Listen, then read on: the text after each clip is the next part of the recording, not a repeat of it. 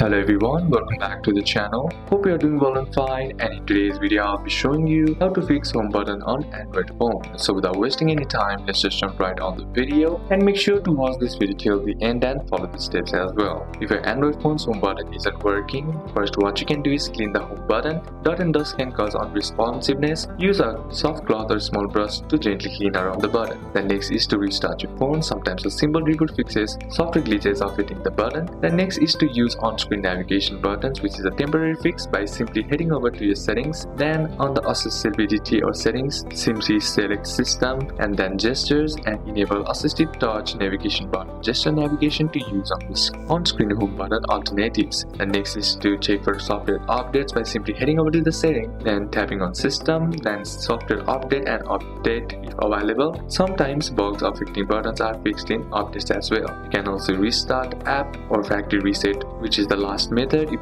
any other option doesn't work. So these are a couple of steps that you can apply, and that's it for today's video guys. Hope this video was useful to you. Leave a like if it did, comment down any questions that you have, and see you soon on the next one.